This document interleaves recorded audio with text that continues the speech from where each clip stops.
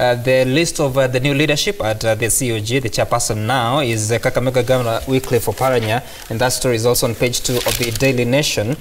And just that lineup, Oparanya at the top, then Mwangi Wairia, the vice chairperson, Kivuda Kibwana, the chief whip, Liki Nyanjui is in charge of the Urban Housing Infrastructure Energy Committee, and so many other governors chairing different other different committees. And the question I want to ask all of you is, this is which year? Since 2013 until now, this is about 6-7 years of devolution. We have had different chairpersons. We had Isaac Ruto, then Peter Munya, then Josephat Nanok, and now this under the leadership of Wycliffe Oparanya.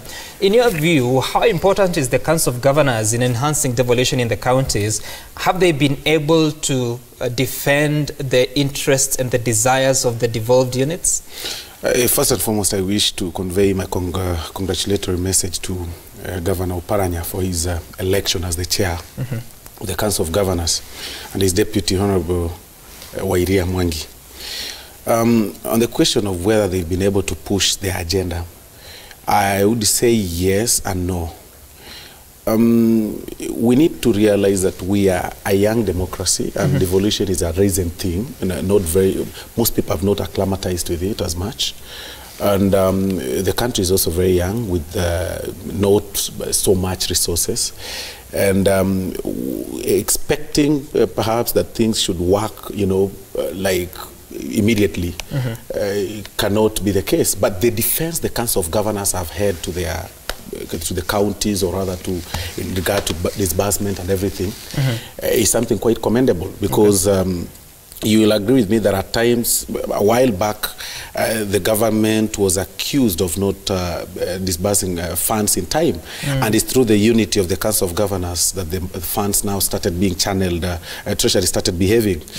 So to that question of whether they've been able to, use their synergy to have devolution work, I would say yes.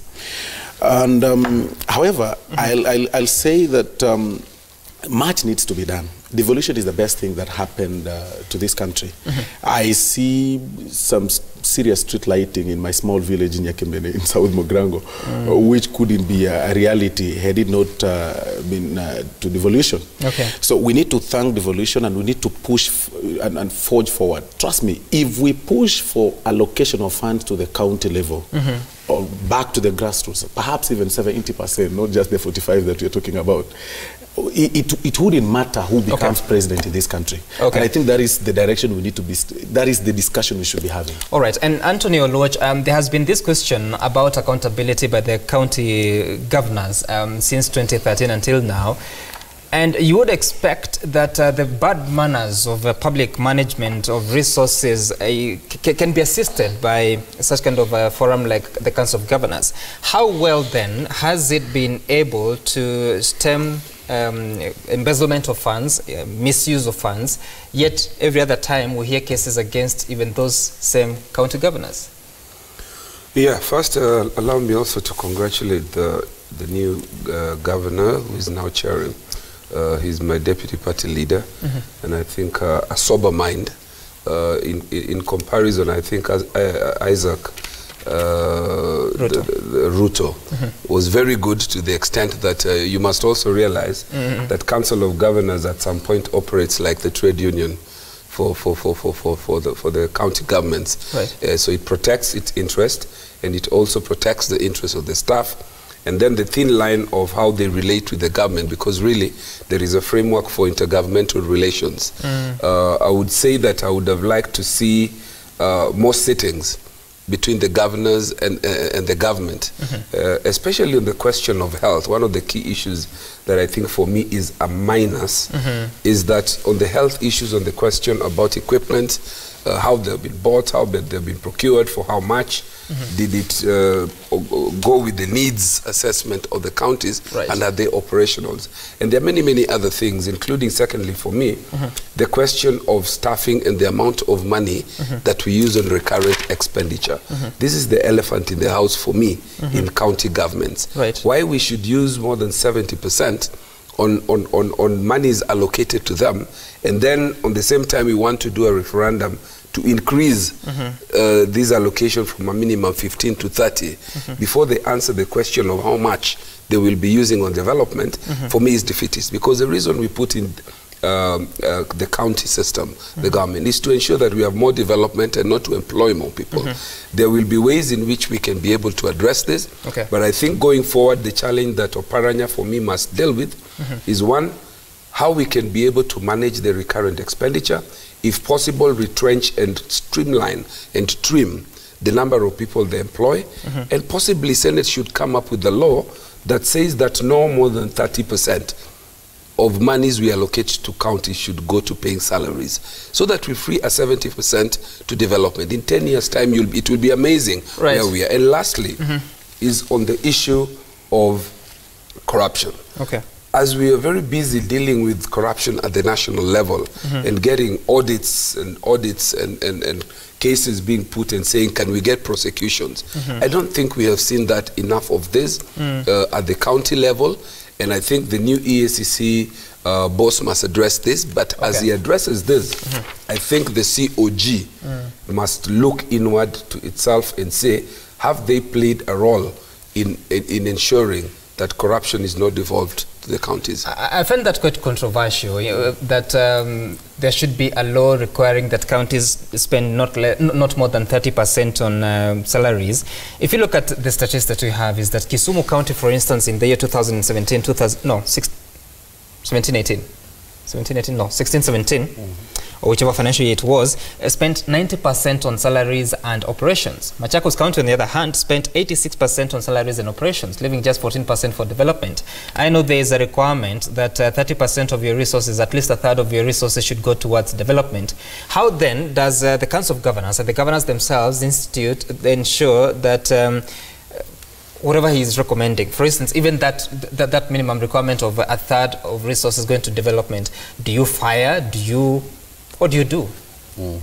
First and foremost, I think I really want to congratulate Wycliffe Oparanya. He's a guy I have sat with, a brilliant gentleman who's done a lot for Kakamega County. Clear case is Oparanya Care, which is really targeting maternal health.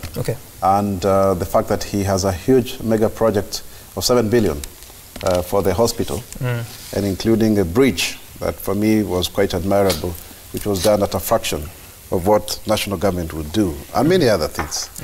And one of the things that I have heard from him, and I think which he needs to bring on board, and by the way, in the same breath, I also want to congratulate Kivutha Kibwana, because it seems these elections also were about also people who are credible, and governors who have been ministers before seem to be performing better than others who are elected based on their so-called connection with the ground. Waitito and Sonko are a good case in point. Really? But yes, for sure. I have no kind words for such those two I don't think you should go there, because that's not the question I asked you. But no, it's my opinion. I mean, we can see. You can know them by the cost of the labor. Respond to the question about development. What I want to say is this. The issue is about also how you cost the projects.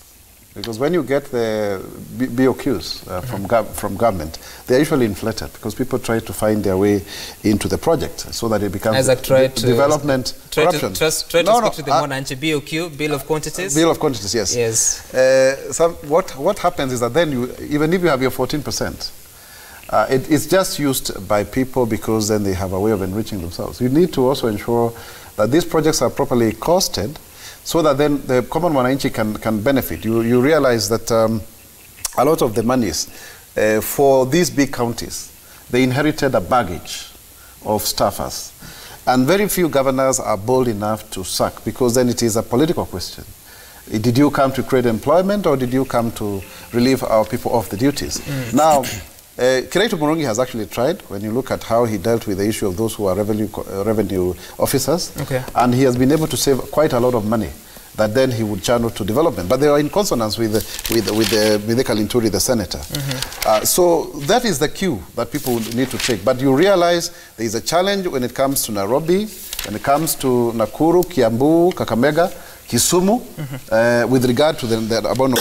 And of course, the new issue around municipalities and how things are. But Oparanya also has given himself a very good task. It's about exchequer release. Because even when you have monies already allocated to the county governments, the speed with which these monies are released impinges on the delivery. And so National Treasury has become some sort of a marketplace where when there is money, based on the what has been collected by KRA, is how fast you can get your share. Okay. So all of these issues need to be looked into. I think for me, Isaac Ruto did a very good job as the first governor. Governor Josphat Anok, also, I won't commend him because he was conciliatory when we needed to be more to reconcile because the country was actually divided. Okay. Now, Oparanya needs now to give us the soft part of pushing this agenda in terms of a professional way because he's proven it, and I think the others can take you. Sorry to Nanok and Waiguru for having failed the elections. But they said it was by consensus. So we don't know how they. Well, either way, for every contest there is a winner and a loser. Unless you have the inside story. No, well, of course, they are not the ones who we are reading about today. Look at you, how escapist you are.